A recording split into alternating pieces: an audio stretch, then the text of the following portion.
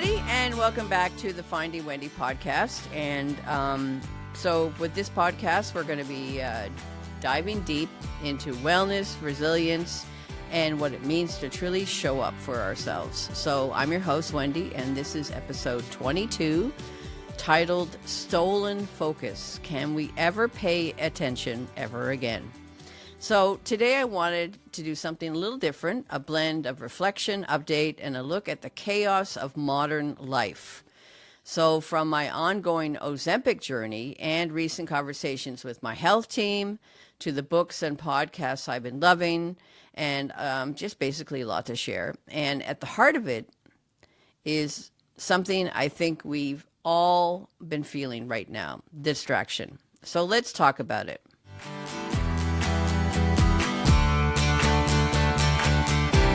Stolen focus. Can we ever pay attention again? Have you ever picked up your phone to check one thing and suddenly an hour is gone, 2 hours is gone? Have you started a task only to forget why you even started it? You're not alone. Basically, you're not alone.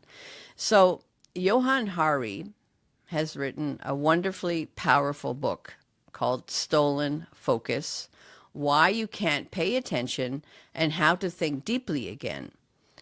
And it basically says it's not your fault. Now, I've spoken in the past about Johann Hari because I read his other book called The Magic Pill, which basically talks about his journey on Ozempic. And this book, Stolen Focus, I can highly recommend. So Hari spent 3 years interviewing experts across the world to figure out why we're losing our ability to focus.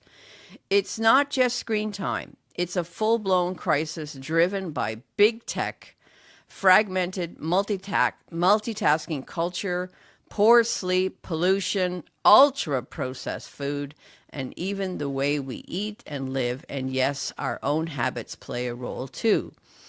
But here's what I loved about this book. And Hari just doesn't throw blame around. He gives us hope. From reclaiming our time and attention to protecting our kids' developing brains, he invites us to imagine a world where focus is a human right, just like clean water or safe housing. Because the truth is, our attention is our life. Where we focus is where we live. And I don't know about you, but I'm ready to start living a little bit more clearly again. So here we go. Let's deep dive into the book, Stolen Focus by Johann Hari, and talk more about it. So, because honestly, it basically blew me away. Johann Hari starts the book in with a very personal question. Why can't we pay attention anymore? And why do so many of us feel like we're constantly distracted, scatterbrained, or overwhelmed? We often blame ourselves, our phones, our willpower, our inability to stay off social media. But Hari says the truth is far bigger than just personal failure. He argues that our attention didn't collapse, it was stolen. And here is why it gets really powerful and where it gets really powerful. Hari identifies 12 key causes behind our growing attention crisis. Just to name a few. The rise of surveillance capitalism, how tech companies profit from our distraction. Information overload and the constant flood of contact we're expected to keep up with. The breakdown of sustained reading and deep thinking. Sleep deprivation, which affects not just memory, but focus, mood, and creativity. Environmental pollution, like air quality, which literally impairs cognitive performance. And even poor diet, specifically ultra-processed foods that impact brain health and stability. So he also explores how modern work culture, with its nonstop emails and multitasking expectations, is training our brains to jump from one thing to the next without even truly settling. So one of the most eye-opening chapters is about flow states, those rare magical moments where we're fully immersed in something, totally focused and energized. Hari interviews scientists who explain how difficult it's become for most people to even enter a state of flow because our lives are so fragmented. But, and here's what I love, Hari doesn't leave us hopeless. He lays out tangible, science-backed ways to reclaim our focus, both on a personal and societal level. So, on the personal side, he recommends taking regular tech breaks, technological breaks, tech breaks, and setting up boundaries, reducing background noise and interruptions, getting enough restorative sleep, practicing single tasking. Yes, just do one thing at a time. Spending time in nature, which he calls an attention enhancer. I call it forest bathing. And embracing boredom. Noticing what comes up when we don't distract ourselves. But he's also clear that individual action alone isn't enough. We need systemic change. And how tech companies design their platforms and how schools and workplaces are structured. Hari makes the case that attention should be treated as a public health issue. I think it's a public health emergency, actually. And much like clean water and safe roads, we need to practice this. We need to learn how to focus again. So his central message is this. The truth is that you are not broken. Your attention has been stolen, and it's not too late to take it back. So reading this book felt like something or someone was finally naming what, sorry, I have an itchy nose here. I'm just itching my nose. For those of you who are watching the video, I was just itching my nose. So let me go back again. So reading this book felt like someone finally was naming what so many of us are feeling, but with compassion, clarity, and a real path forward. So that's about his book, Stolen Focus. I highly recommend you read it. I've read it, and I'll probably read it for a second time because there's so many things in it, and I take actual notes when I'm reading the book as well.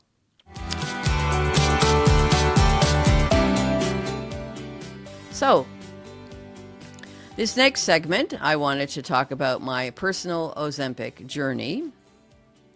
So here's what's been going on in my world. I'm now on week 9 of Ozempic, and while I've definitely noticed some changes, smaller portions, skipping breakfast without even thinking about it, and an overall less hungry, I'm still struggling with late night snacking. As a matter of fact, right now, I haven't had breakfast yet.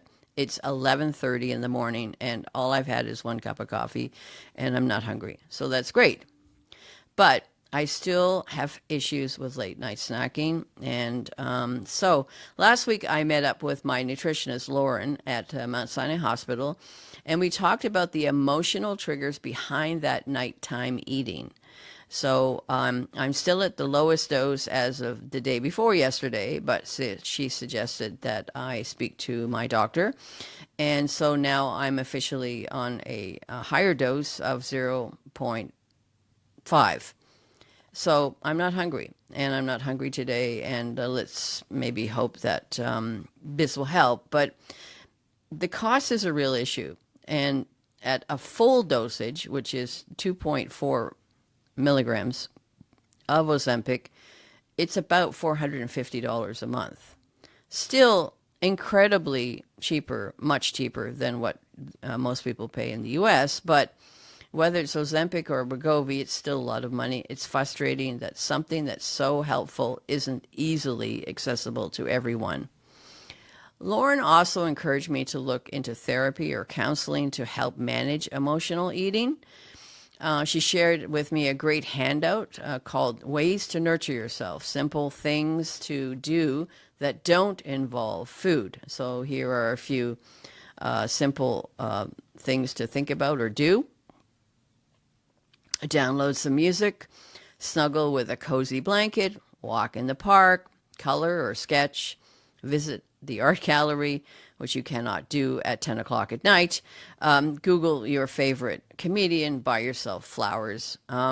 These are a few things. What I tend to do is that I've noticed myself, if I do have any kind of food noise, that I listen to music on my headphones. So that really helps. Or I start reading the book. I tend not to eat when I'm reading. I don't know why. That's a very interesting thing. But the thing that I've added, one thing on my own, is journaling. Inspired by Jan Arden, who I listen to adamantly with her podcast, is that she has kept handwritten journals since she was 10 years old. She has apparently a whole garage full of boxes and boxes of journals that she's written over the years, over the last almost 60 years. And so I thought, okay, I'm going to start doing that. So I bought a lined notebook from the dollar store and a good pen, and I've been journaling now for 10 days. So when I go to bed, I no longer look at my phone, I journal. I haven't gotten to the point where I put my phone in the other room to charge overnight, but I am journaling in my book with my pen on my leg, and I'm not looking at my phone. And I must admit, it is helping my sleep for sure.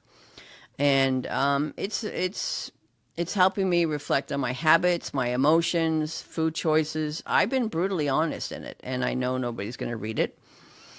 And it feels good. So it's for my eyes only, and that's enough.